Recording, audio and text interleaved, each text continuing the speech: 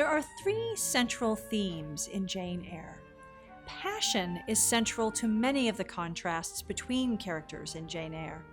Throughout the novel, Jane struggles to control her passions, leading to outbursts.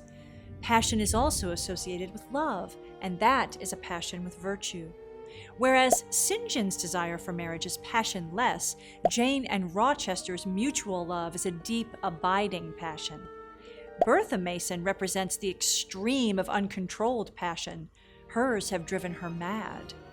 Mr. Rochester allowed his passions to run wild in the past, leading a life of dissipation in Europe.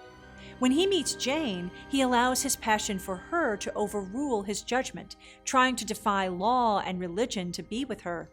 It is not until he loses his sight that he reflects inwards to channel his passions. A second is gender and class. Bronte's choice of a first-person female narrator allows her readers to experience firsthand what it was like to be a woman in Britain in the early to mid-19th century. Even though Jane is educated, her opportunities are limited, as she finds out when she tries to find work near the town of Morton after fleeing Thornfield. By supporting herself through teaching, Jane has, to an extent, more independence than even an upper-class married woman. While on a shopping spree with Rochester during their engagement, Jane begins to realize that with marriage comes a certain loss of independence. In becoming a wife of the time, women were restricting themselves to domestic life. As a protagonist, Jane is the perfect choice for Bronte to explore the effects of class roles on people's lives. Jane is poor, but she's not working class. She's educated and accomplished, but she's not upper class.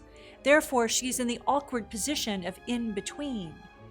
Later in the novel, Jane must reflect on her own opinions on class when teaching the village children. Religion and self-control is our final theme. Helen Burns teaches Jane that belief in a higher power can help her endure indignities without lashing out. In addition, she emphasized self-discipline as the way to avoid punishment and to avoid bringing shame on loved ones. Helen's interpretation of Christianity appeals to Jane, but she is not entirely sure of it. While Helen's interpretation is rooted in spirituality, Jane's is more rooted in nature. Rochester, initially not religious at all, comes to accept religion after he is blinded. He believes it to be punishment for trying to marry Jane while already married. Jane manages to integrate her religious beliefs with her emotional and social life. In perhaps her most powerful expression of self-control, Jane forgoes her passionate love for Rochester in favor of religious purity.